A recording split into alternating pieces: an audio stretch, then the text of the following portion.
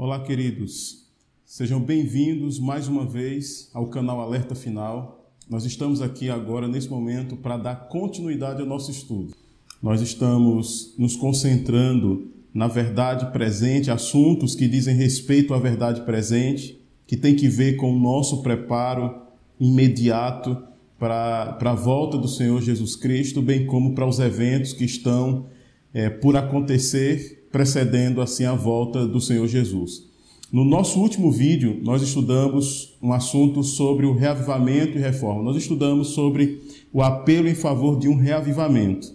E hoje nós vamos estudar a segunda parte, nós vamos dar continuidade a esse assunto. Lembrando que o assunto do reavivamento e reforma, ele é baseado no livro Reavivamento Verdadeiro, no primeiro capítulo do livro Reavivamento Verdadeiro, que é o livro do Espírito de Profecia, tá bom? Eu já disponibilizei lá no grupo do WhatsApp o livro, e você pode, então, se você não tem um livro físico, você pode, então, baixar esse livro em PDF e poder acompanhar o nosso estudo. Depois a gente vai para o capítulo 2, o capítulo 3, e assim a gente segue estudando a maior parte dos capítulos desse livro. E depois a gente vai passar por outros temas que estão contextualizados nesse assunto do reavivamento e reforma, tá ok? Então nós vamos avançar no nosso estudo. Eu espero em Deus que Ele nos abençoe, que Ele conduza o estudo de hoje como tem conduzido os estudos anteriores e que de alguma forma eu e você sejamos alimentados espiritualmente com essa palavra. Eu quero convidar você a fazer aquela oração comigo. Lembra que no estudo passado nós fizemos uma oração, eu disponibilizei um texto lá na tela e você pôde acompanhar essa oração. Eu quero fazê-la novamente com você agora. E eu quero pedir a você que se concentre nessa oração. Entenda o princípio dela e coloque os princípios contidos nessa oração na sua vida. Tá ok? Coloque em sua vida os princípios contidos nessa oração. Vamos então à oração. Senhor, conquanto eu tenha sido comprado por preço e seja tua propriedade, recusei no passado entregar-me a ti. Reconheço agora que não pertenço a mim mesmo e que não posso fazer o que bem entendo com minha própria pessoa. Toma-me assim como sou, uma criatura pobre e pecaminosa, e limpa-me e purifica-me de todo pecado, tomando o meu pecado sobre a tua própria e querida pessoa. Não mereço isso, mas tu és o único que pode salvar-me. Tira meu pecado e dá-me tua justiça. Não quero permanecer em pecado nem um dia mais. Comunica-me tua justiça. Livra-me de toda transgressão de tua santa lei. Senhor, toma meu coração, pois não posso dar. É tua propriedade. Conserva-o puro, pois não posso conservá-lo para ti. Salva-me a despeito de mim mesmo, tão fraco e tão dessemelhante de Cristo. Molda-me, forma-me e eleva-me a uma atmosfera pura e santa, onde a rica corrente de teu amor possa fluir por minha alma. Amém? Que essas palavras sejam uma realidade na minha vida e também na sua vida. Então são palavras, não só palavras bonitas, mas palavras fortes e que expressam princípios muito importantes que precisam ser vivenciados, precisam ser colocados em prática na nossa relação com Deus. Então vamos ao nosso estudo. Dando continuidade ao nosso estudo sobre reavivamento e reforma, e em relação ao primeiro capítulo, que é um apelo em favor de um reavivamento, claro, reavivamento verdadeiro, então a gente vai responder a essa pergunta aqui, ó. Em que dia nos encontramos hoje no calendário de Deus e o que é esperado de mim e de você? Não sei se você sabia, mas Deus ele tem um calendário. Deus, ele tem um calendário. E dentro do calendário de Deus, dentro da programação de Deus, no que diz respeito de maneira muito especial ao contexto do plano da redenção, onde nós nos encontramos dentro desse calendário e o que é esperado de mim e de você. Olha, cada texto que é colocado aqui na tela, que você pode ler, que você pode acompanhar comigo, eu gostaria que você lesse esses textos com bastante atenção. Não assista a esse vídeo com pressa, se distraindo com uma pessoa, com outra pessoa. Se for para ser assim, não assista nesse momento, escolha um outro momento em que você esteja tranquilo, tranquila, para poder assistir esse material, para poder estudar esse material. Porque frases, palavras que aparecem nos textos são de muita importância, tanto para mim quanto para você, e elas não podem passar batidas. Nós precisamos dar atenção devida a esses conceitos, a essas ideias que nos são apresentadas por meio dos textos inspirados. Então, respondendo à pergunta em que dia nos encontramos no calendário de Deus e o que é esperado de mim e de você, o texto inspirado, ele nos diz o seguinte: achamo-nos no grande dia da expiação, quando nossos pecados devem, por confissão e arrependimento, ser apresentados ao juízo. A mensagem para esses dias precisa ser alimento a seu tempo, para nutrir a igreja de Deus. Mas Satanás tem procurado gradualmente roubar o poder dessa mensagem, para que o povo não seja preparado para subsistir no dia do Senhor. Você percebe a seriedade disso? Então, o texto está nos dizendo que nós nos encontramos no grande dia da expiação. Como adventista do sétimo dia, você sabe que o dia da expiação, ele é uma referência ao que acontecia lá no santuário terrestre. Então, existia um dia, uma vez no ano, acontecia o chamado dia da expiação. E esse dia da expiação é o juízo. Eu não vou entrar em detalhes aqui, como eu já disse para você, eu tenho um vídeo aqui no canal explicando sobre essa questão do juízo investigativo. Você pode procurar esse vídeo aí no canal e você vai se inteirar, você vai entender esse assunto de uma maneira mais aprofundada. Mas fato é que o texto nos diz que nós nos encontramos então no dia da expiação, ou seja, no dia do juízo. E o que é que deve acontecer nesse momento? Nossos pecados devem, por confissão e arrependimento, ser apresentados ao juízo. Então eu preciso, nesse momento, apresentar diante de Deus as minhas falhas, os meus defeitos de caráter, os meus pecados. E apresentar de que forma? Em arrependimento, em confissão, em arrependimento. A palavra confissão é a palavra homologueu, falar a mesma coisa, ou seja, eu não devo fazer confissões genéricas diante de Deus. Chegar para Deus e falar: Senhor, perdoe os meus pecados. Eu preciso ter uma confissão particular, aonde eu chego para Deus e digo especificamente qual é o pecado que eu cometi e que eu preciso do perdão. Senhor, me perdoe porque eu soltei aquela mentira. Senhor, me perdoe porque eu xinguei, eu falei aquela palavra que eu não deveria ter falado. Senhor, me perdoe porque eu maltratei aquela pessoa.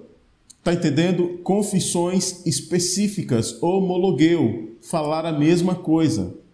E a palavra arrependimento, como eu já disse para vocês, é a palavra metanoia, que é mudança de pensamentos, mudança de atitude. Então, respondendo, nós nos encontramos no grande dia da expiação. E o que é esperado de mim e de você? Arrependimento e confissão de pecados. Mas avançando aqui no nosso estudo, ainda o texto diz assim: em 1844, nosso grande sumo sacerdote entrou no lugar santíssimo do santuário celestial para iniciar a obra do juízo investigativo. Quão preciosos, quão importantes são esses solenes momentos. Cada um de nós tem um caso pendente no tribunal celeste. Temos individualmente de ser julgados pelos atos praticados em vida. No serviço simbólico, no lugar santíssimo do santuário terrestre, requeria-se do povo que se afligisse diante de Deus e confessasse seus pecados, para que fossem expiados e apagados. Será exigido menos de nós, nesse antitípico dia da expiação, quando Cristo está intercedendo por seu povo no santuário celestial e deverá ser proferida a decisão final e irrevogável sobre cada caso. Você percebe, queridos? No dia da expiação lá do santuário terrestre, era exigido das pessoas que elas quebrantassem o coração, que elas se humilhassem diante de Deus, que elas afligissem-se diante de Deus. Era exigido que elas confessassem os seus pecados e abandonassem os seus pecados. Aí a serva do Senhor pergunta: será exigido menos de nós, que estamos vivendo agora no dia antitípico da expiação, que estamos vivendo no dia do julgamento de Deus? Agora, tem um detalhe no texto anterior que eu acabei passando sem dar ênfase nele, e eu vou voltar aqui o texto, você pode ver aqui o texto na tela, que é o seguinte, Satanás tem procurado gradualmente roubar o poder dessa mensagem, para que o povo não esteja preparado para subsistir no dia do Senhor. Você pensa que Satanás está feliz por eu estar nesse momento gravando esse estudo, chamando a sua atenção e a minha atenção, claro, para essa realidade de um juízo no céu? O inimigo vai trabalhar de todas as formas, de todas as maneiras, para impedir você de levar essa mensagem a sério, de impedir a mim de levar essa mensagem a sério. Ele quer que seja pregado tudo, menos essa mensagem, menos a mensagem que vai alertar você e a mim da realidade que nós estamos vivendo no dia do juízo de Deus. Meu querido, minha querida, nós precisamos levar isso muito a sério. E diário, veja, esse período do juízo investigativo começou em 22 de outubro de 1844 e não terminou. Então isso quer dizer que nesse exato momento, eu e você, nós estamos exatamente vivendo no dia da expiação, no dia do julgamento no santuário celestial. E nós precisamos levar isso muito a sério. Nós não podemos nos dar ao luxo de vivermos como se nada estivesse acontecendo. Você entende? Nós precisamos realmente encarar isso com muita seriedade. Mas vamos adiante aqui no nosso estudo. Uma outra pergunta importante é essa aqui, Apesar de sabermos que estamos em julgamento, qual tem sido a nossa atitude? Então nós temos consciência de que estamos no período do julgamento, mas apesar disso, qual tem sido a nossa atitude? E agora, ao colocar o texto aqui, eu gostaria que você pensasse, a sua atitude tem sido igual a essa? É assim que você tem se portado? Observe o que diz o texto. Qual é o nosso estado nesse terrível e solene tempo? Ai, que orgulho prevalecente na igreja! Que hipocrisia, que engano, que amor ao vestuário, à frivolidade e ao divertimento. Que desejo de supremacia. Veja, ela está apresentando aquilo que tem predominado no meio do povo de Deus. Hipocrisia, orgulho, engano, amor ao vestuário, frivolidade, divertimento, desejo de supremacia. Aí continua, todos esses pecados têm obscurecido a mente, de modo que as coisas eternas não têm sido discernidas. Não pesquisaremos as Escrituras para sabermos onde nos encontramos na história desse mundo? Você percebe aqui? Há um apelo para que pesquisemos as Escrituras para sabermos em que momento nos encontramos na história desse mundo. Queridos, as Escrituras, as profecias, Deus ele tem um relógio no tempo. E esse relógio no tempo de Deus, ele nos posiciona no tempo. Deus não nos deixou ao léu, sabe? A deriva, sem nenhuma forma de sabermos onde estamos, onde nos encontramos. Não, ele não fez isso. Deus, ele nos deu orientações suficientes para que nós saibamos em que momento nós nos encontramos na história desse mundo. E assim possamos saber o que Deus espera de nós e fazermos a nossa parte cooperando com Ele, nos preparando para a sua breve volta, Mas o texto, ele continua dizendo o seguinte: não nos tornaremos esclarecidos quanto à obra que se está efetuando por nós nesse tempo e a atitude que nós, como pecadores, devemos ter enquanto essa obra de expiação está em andamento? Então, veja, é muito importante que a gente tenha consciência do que está acontecendo nesse exato momento. E é importante também que nós tenhamos consciência de qual deve ser a nossa atitude diante desses fatos, diante daquilo que está acontecendo nesse exato momento. Você consegue perceber a seriedade disso? Você tem encarado isso com muita seriedade? Você tem deixado o Espírito Santo trabalhar no seu coração, fazendo com que você seja sensível a esse tipo de mensagem, você possa absorvê-la e você possa abrigá-la no seu coração com a devida importância que essa mensagem requer? Porque se fizermos pouco caso dessa mensagem, se não encararmos ela com a seriedade que ela exige de nós, nós corremos um sério risco de colhermos resultados que não eram o esperado. Mas vamos avançar. O que precisa acontecer urgente em nossa vida? Se temos qualquer consideração pela nossa salvação, precisamos fazer decidida mudança. Precisamos buscar ao Senhor com genuíno arrependimento. Importa que com profunda contrição confessemos nossos pecados, para que sejam apagados. Você entendeu? O que precisa acontecer de forma urgente. O que é urgente? Urgente é o que não dá para ficar para amanhã, filho. Urgente é o que não pode ficar para depois, para daqui a 1 hora, para daqui a 2 horas. Urgente é o que tem que ser feito agora. Claro, se pode ser feito agora. E isso que nós estamos estudando aqui é algo que pode ser feito agora. Nesse exato momento, enquanto você participa desse estudo, enquanto nós estudamos e aprendemos a palavra de Deus, você pode direcionar o seu pensamento para Deus, confessar a Deus os seus pecados, pedir a Deus que produza no seu coração o verdadeiro arrependimento, para que você seja, quando o seu nome for passado no julgamento divino, você seja, pela graça, pelos méritos de Jesus, claro, você seja absolvido. É o que precisa acontecer comigo e com você. O texto diz: precisamos fazer decidida mudança. Se temos qualquer consideração pela nossa salvação, precisamos fazer decidida mudança. A sua salvação, você dá valor a ela? É importante para você essa questão de salvação? Ou é algo que você nem pensa nisso?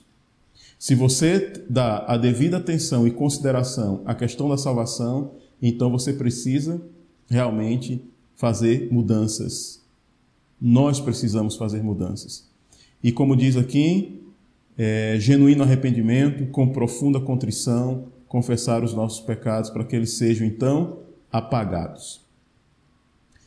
Você já chorou por você ser um pecador? Veja, as pessoas elas choram porque perdem o emprego, as pessoas choram porque o marido ou a esposa vai embora, elas choram porque o relacionamento terminou, elas choram por diversos motivos, porque um parente morreu ou se acidentou. As pessoas elas derramam lágrimas pelos mais diversos motivos. Mas eu pergunto, você já chorou única e exclusivamente por ser pecador? Por ser pecadora, por sua vida não estar em plena harmonia com a vontade de Deus? Você já chorou por isso? Chegar diante de Deus e falar: meu Deus, eu não sou aquilo que o Senhor gostaria que eu fosse. Meu Deus, me transforma. Meu caráter, eu sou defeituoso. Senhor, me ajuda. Senhor, muda o meu coração. Para você ter uma ideia do que é um pecador angustiado, um pecador que não está feliz em ser pecador e que deseja realmente uma mudança de vida, leia o Salmo da confissão de Davi, em que Davi confessa o seu pecado depois do seu pecado ter sido descoberto, né? Depois de Deus ter enviado o profeta a ele, e ele reconhece ali o seu pecado. Leia aquele salmo, veja as palavras de Davi quando ele confessa ali os seus pecados. Veja a angústia presente nas suas palavras. Quando eu leio esse salmo, eu fico me perguntando: as minhas confissões de pecado têm sido nessa natureza? Tem sido com essa proporção? tem aparecido essa angústia de alma quando eu confesso o meu pecado a Deus? Porque confessar o pecado a Deus não é simplesmente chegar e falar: Senhor, eu pequei, me perdoe, Senhor, me perdoe, eu pequei. Queridos, o Espírito Santo, Ele quer colocar em nós um sentimento de tristeza profunda, de angústia profunda, quando nós ferimos o coração de Deus por termos praticado algum pecado. Então, qual deve ser a nossa pergunta nesse tempo do fim? Olha o que diz o texto.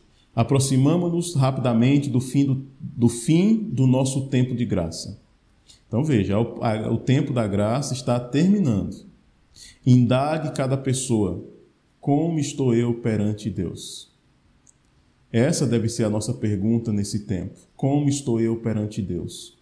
Não sabemos quão breve nosso nome pode ser tomado nos lábios de Cristo e nosso caso ser finalmente decidido. Que decisões serão essas? Seremos nós contados entre os justos ou numerados entre os ímpios? Qual será a sua sentença? Qual será a minha? Se o meu nome e o seu nome, se o nosso caso fosse decidido hoje, agora, nesse exato momento, qual seria o seu destino e o meu destino? Se você estudar lá o assunto do juízo investigativo, que está no canal, mais uma vez eu apelo aqui para que você dê uma olhada lá, você vai perceber que no momento em que o nosso nome é julgado, é passado, pesado na balança do Senhor, se nós formos encontrados em falta, nós, infelizmente, seremos condenados. E a maneira de nós sermos encontrados em falta, tem uma citação inspirada que diz que é quando nós ainda estamos praticando pecados conhecidos, de forma deliberada. Você sabe que aquilo é pecado e você continua praticando aquele pecado. Então, julgado na balança e achado em falta tem essa conotação, tem esse contexto. Quer dizer que você tinha pecados não confessados, não abandonados, e aí, infelizmente, foi encontrado em falta, e ser encontrado em falta significa, claro, se não houve o arrependimento, a confissão, o abandono desse pecado, significa a perdição, a condenação. Isso é grave. Então, nós precisamos realmente levar isso, encarar isso com muita seriedade. Mas, indo adiante aqui, como igreja e como servos de Deus, o que Deus quer que façamos nesse tempo? Levante-se a igreja e arrependa-se de suas prevaricações diante de Deus. Levantem-se os vigias e deem a trombeta sonido certo. É uma advertência definida que temos de proclamar. Veja, não é mais ou menos, não é em cima do muro, é uma advertência definida, é algo certo que nós precisamos proclamar. Deus ordena a seus servos: clama em alta voz, não te detenhas.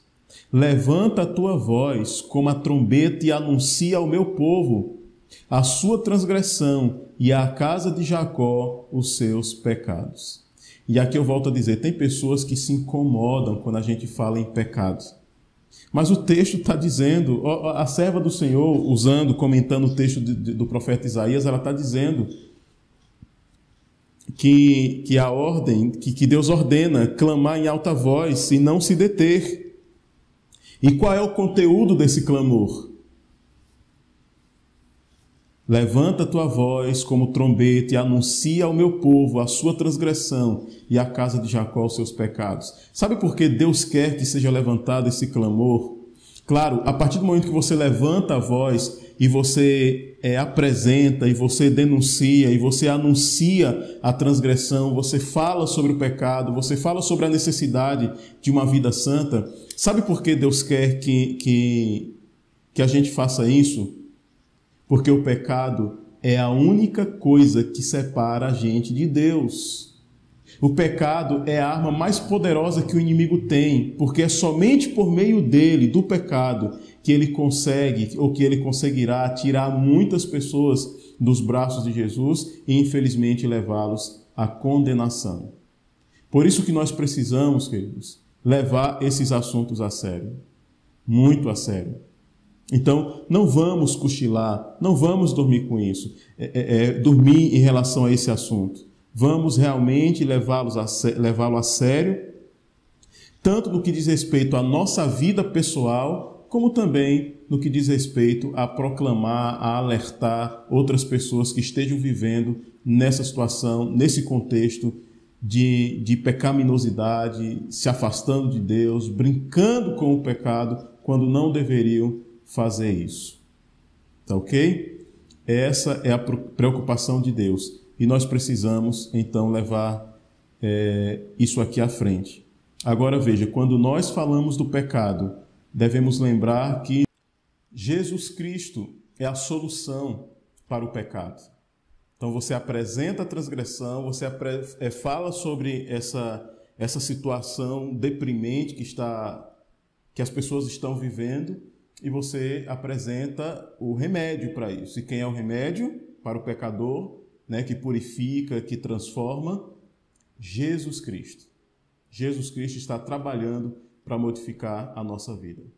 Você consegue entender isso? Amém.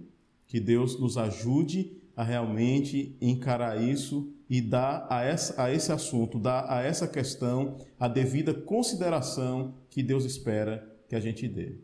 Tá ok, amigo? Então, vamos ver um outro detalhe aqui, ó. O que deve acontecer na igreja para que o Espírito Santo seja derramado de forma corporativa sobre a igreja? Vocês lembram que eu falei, que eu tenho comentado aqui, sobre o derramamento do Espírito Santo, tanto no aspecto individual como no aspecto corporativo? Se a igreja, como corporação, como instituição, ela não corresponder, né, com a vontade de Deus para que o Espírito Santo seja derramado, evidentemente ele não será derramado na igreja. Mas você e eu, que faço parte dessa igreja, se nós como indivíduos estamos correspondendo às condições estabelecidas por Deus, nós já vimos algumas delas no primeiro estudo, se nós estamos correspondendo a essas condições, então o Espírito Santo será derramado sobre nós. Mas a pergunta aqui diz respeito, de maneira especial, à igreja. E olha o que diz o texto. A igreja precisa despertar para a ação. O Espírito de Deus não poderá vir enquanto ela não preparar o caminho. Deve haver diligente exame de coração, deve haver oração unida e perseverante, e o reivindicar pela fé as promessas de Deus. Deve haver não cobrir o corpo de pano de saco à semelhança da antiguidade, mas profunda humilhação espiritual. Profunda humilhação espiritual. Nós deveríamos ter na igreja um culto de reavivamento e reforma, um culto especial. Estou falando poderia ser muito mais, mas pelo menos um culto aonde nós tratássemos na igreja esses assuntos aqui o ano todo. Nós não temos o culto, se tratando de nós, adventistas do sétimo dia, na sua igreja, se você pertence a uma outra igreja, talvez seja uma realidade diferente. Mas se tratando da igreja adventista, nós temos o culto do sábado, nós temos o culto do domingo, nós temos a quarta-feira. Ou transformaria um desses cultos num culto específico para a busca do reavivamento e reforma no aspecto corporativo, né? Todo mundo unido ali orando com um único propósito, como tem lá os 10 dias de oração que é feito apenas uma vez por ano. Então pegava aquele programa, entre aspas, dos 10 dias de oração, que é uma vez por ano, e faria aquilo ali o ano todo, escolhia um dia da semana, sei lá, a terça, a quinta-feira, a segunda-feira, e os irmãos fossem convidados à igreja e ali estudarmos esses assuntos durante o ano todo. Agora, estudar com a profundidade que esses assuntos exigem de nós. E sairmos dali decididos a operar mudanças individuais, cada um é responsável pela sua, mas sairmos dali decididos também a fazermos mudanças na instituição, no que diz respeito, no que está dentro da nossa jurisdição, claro, de acordo com as orientações da palavra de Deus. Mas aqui diz assim: em qual velocidade devemos trabalhar para estarmos preparados e preparando outros para o grande dia do Senhor? Qual velocidade? É devagar? É muito lento? Ou Deus tem pressa? Baseado em textos que a gente já leu aqui, você já tem uma ideia em relação a esse assunto. Mas veja aqui, ó. A obra está diante de nós.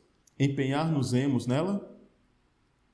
Precisamos trabalhar depressa. Precisamos avançar constantemente. Temos de preparar-nos para o grande dia do Senhor.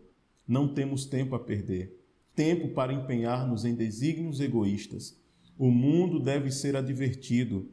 Que estamos fazendo, como indivíduos, para levar a luz a outros? Deus deixou a cada homem sua obra. Cada um tem sua parte a desempenhar. E não podemos negligenciar essa obra, senão com risco para a nossa salvação. E aí, se nós negligenciarmos essa obra, se nós não correspondemos com essa expectativa, com essas condições, com essas exigências estabelecidas por Deus, nós estamos colocando em risco a nossa salvação. E olha que ela chama aqui a atenção para a questão da perda do foco, né? Nós não podemos perder tempo com outras coisas, empenhar-nos em desígnios egoístas. Nós precisamos manter o nosso foco naquilo que realmente importa, naquilo que Deus espera de cada um de nós. Existem verdades, existem assuntos que são específicos para essa época e nós precisamos dominá-los, ou seja, entendê-los plenamente, como assim Deus deseja, tanto para mim como para você. Todos nós precisamos realmente cumprir com essas condições estabelecidas por Deus. Mas veja aqui, ó. Onde tem estado a nossa confiança? Você tem confiado em quê? Eu tenho confiado em quê? Veja aqui. Em muitos corações, mal parece haver um sopro de vida espiritual. Isso me faz muito triste. Receio que não tenha sido mantida a luta ativa contra o mundo, a carne e o diabo. Alegrar-nos-emos por um cristianismo quase morto. O cristianismo a vida espiritual está quase morta e a pessoa ainda se gaba, acha que está bem. Isso é um espírito laodiceano, né? Rico sou, abastado, de nada tenho falta. Olha o que o texto diz. O espírito egoísta e cobiçoso do mundo, partilhando de sua impiedade e sorrindo às suas mentiras? Os sermões têm tido grande procura em nossas igrejas. Mas olha aqui, ó. Os membros têm confiado em declamações do púlpito, em vez de no Espírito Santo. Não solicitados nem utilizados os dons espirituais a eles concedidos, têm se reduzido à fraqueza. A vida espiritual de muitas pessoas se resume, a vida religiosa, né? A vida espiritual se resume àquilo que ela vê sendo pronunciado lá do púlpito. Ela não investiga, ela tem preguiça de abrir a Bíblia, ela tem preguiça de abrir os livros do Espírito de Profecia, tem preguiça de... Ela que estou falando a pessoa, viu? Tem preguiça de assistir um vídeo desse, de 20, 25, 30 minutos, ou um pouquinho mais às vezes. E ela se contenta só com aquele sermão que ela ouviu lá na quarta, no domingo, no sábado. E nós não podemos nos contentar só com isso. Nós precisamos nos aprofundar mais na palavra de Deus. E nós precisamos confiar e buscar o Espírito Santo, porque aquele que está declamando a palavra de Deus do púlpito, talvez não seja alguém plenamente usado pelo Espírito Santo. E se for um joio que está pregando? E aí? Joio também prega na igreja. Você sabia não? Não, você não sabia? Pois esteja sabendo. Se não sabia, esteja sabendo. O joio também prega na igreja. O joio canta na igreja. O joio faz orações na igreja. E nós aprendemos que o joio é a semente de quem? Não vou dar resposta não, você já aprendeu. Se não aprendeu, tem um vídeo aqui sobre esse assunto. E agora imagine, se o joio é a semente do indivíduo lá, o que é que você acha que esse joio vai pregar?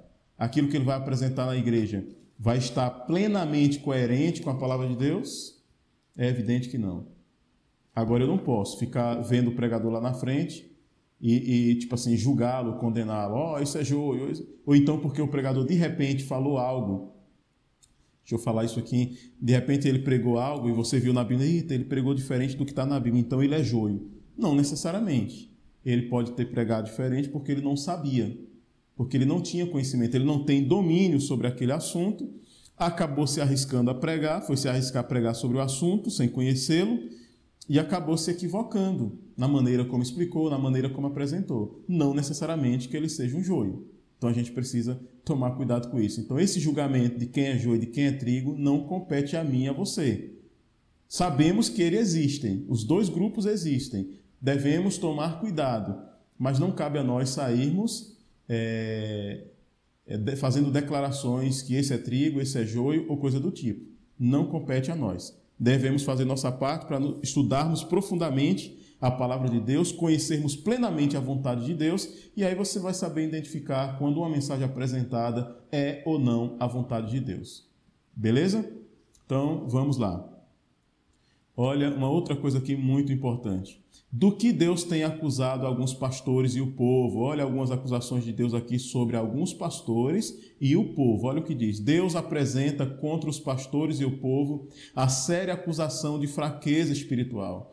Querido, parece uma coisa assim inacreditável, mas existem muitos pastores fracos espiritualmente, viu? Fraqueza espiritual não só é para membros, não só são os membros que podem enfraquecer espiritualmente. Existem muitos líderes espirituais, muitos pastores, muitos anciãos fracos espiritualmente, fracos. Oremos por eles, oremos primeiramente por nós, para que nós não caiamos numa situação dessa, e oremos também por eles, viu? Porque a fraqueza espiritual, ela infelizmente, todos estão sujeitos a isso. Mas olha a continuação. Deus apresenta então contra os pastores e o povo a séria acusação de fraqueza espiritual, dizendo: conheço as tuas obras, que nem és frio nem é quente. Quem deras fosse frio ou quente, assim porque és morno e que nem és quente nem frio, estou a ponto de vomitar-te da minha boca. Pois dizes, estou rico e abastado e não preciso de coisa alguma, e nem sabe que tu és infeliz, miserável, pobre, cego e nu. Aconselho-te que de mim compres ouro refinado pelo fogo, para te enriqueceres, vestiduras brancas para te vestires, a fim de que não seja manifesta a tua vergonha, a vergonha da tua nudez, e colírio para ungires os olhos, a fim de que vejas. Apocalipse capítulo 3, versos 15 a 18. Então, existem muitas pessoas, infelizmente, vivendo essa realidade de mornidão, de esfriamento espiritual, e Deus está apelando a essas pessoas que busquem em Deus um reavivamento, uma renovação da vida espiritual. Acontece que muitas pessoas que estão vivendo dentro dessa situação, vivendo essa realidade espiritual, como disse o texto, elas pensam que são ricas, né? Que são abastadas e que elas não têm falta de nada, quando na verdade o quadro delas é que são infelizes, miseráveis, pobres, cegas e nu. Essa, então, é a situação de muitos. O que vai acontecer com quem não for reavivado e reformado? Então, olha, se você não for reavivado e reformado, se eu não passar por essa experiência do reavivamento e reforma, o que vai acontecer comigo e com você? Deus pede um reavivamento espiritual e uma reforma espiritual. A menos que isso se realize, os que são mornos continuarão a se tornar mais aborrecíveis ao Senhor, até que ele se recuse a reconhecê-lo como seus filhos. O que é que o texto está dizendo aqui? Deus aborrece aqueles que são mornos. Deus aborrece. E se continuarem mornos, Deus irá aborrecê-los ainda mais, a ponto de não mais reconhecê-los como seus filhos. Reavivamento significa renovação da vida espiritual, um avivamento das faculdades, da mente e do coração, uma ressurreição da morte espiritual. Reforma significa uma reorganização, uma mudança nas ideias e teorias, hábitos e práticas.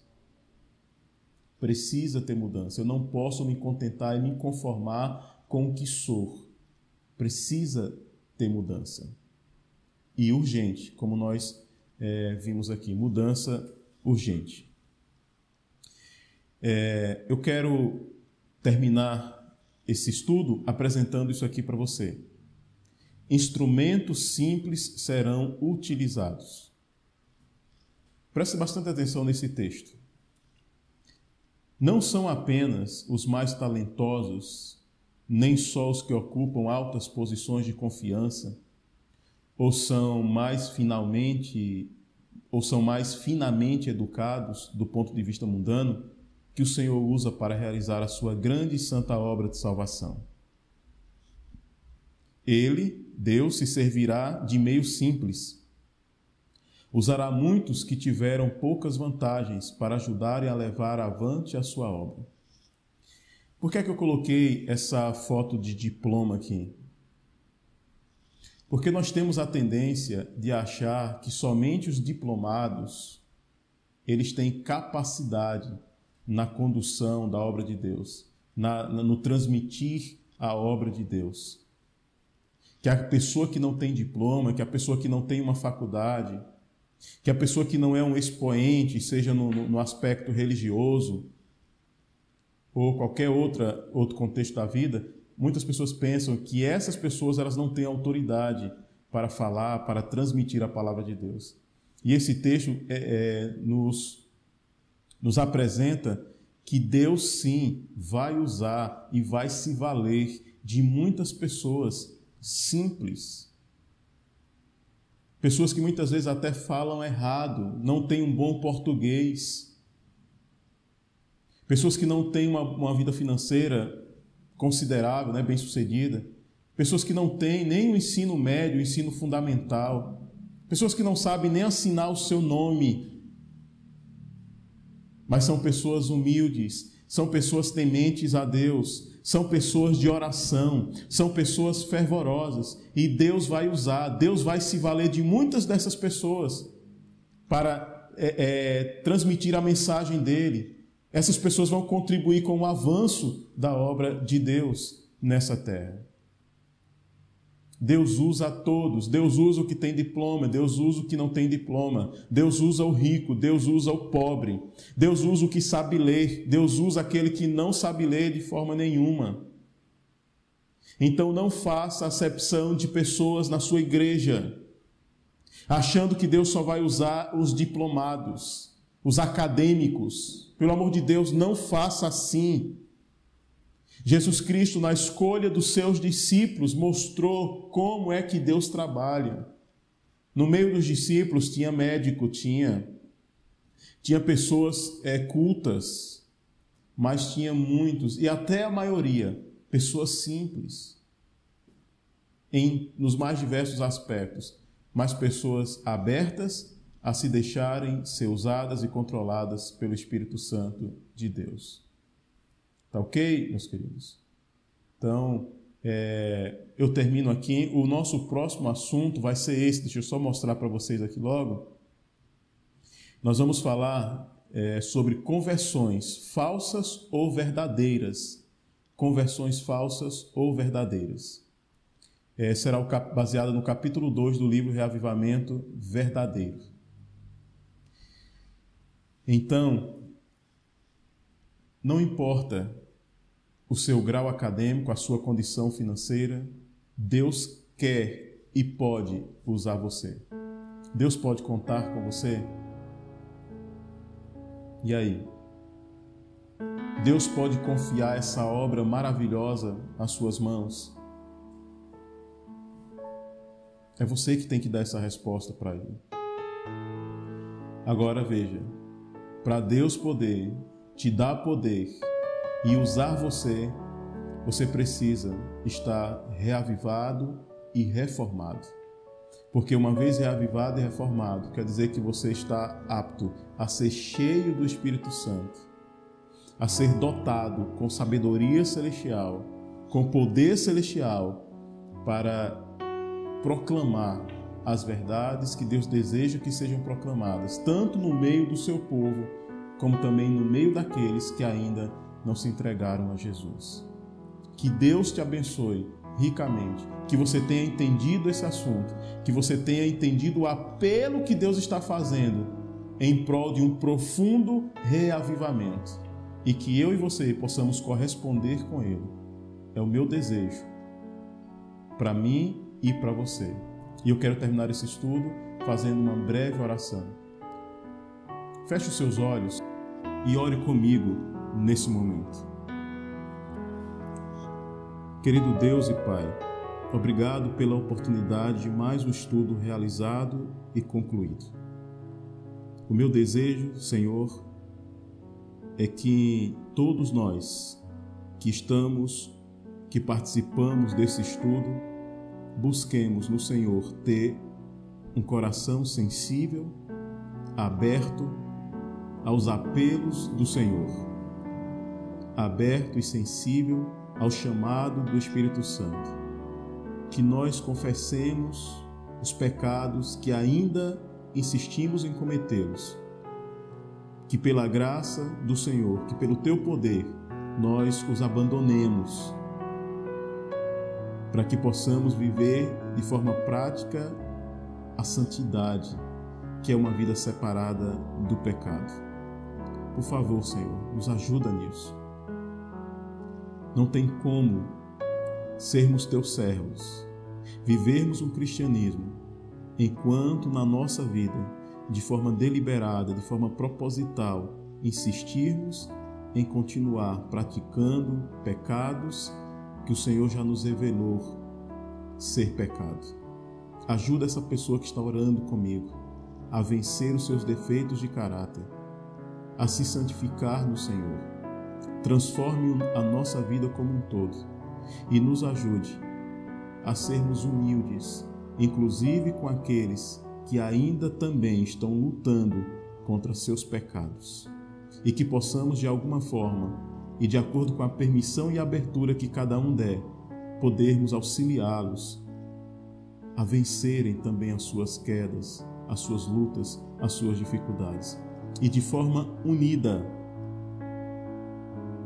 crescermos na nossa vida espiritual e sermos então inundados, preenchidos pela presença maravilhosa do Espírito Santo. É a minha oração, é o meu desejo, e eu faço em nome do Senhor Jesus Cristo. Amém e amém. Que Deus te abençoe poderosamente e até o nosso próximo estudo. Amém.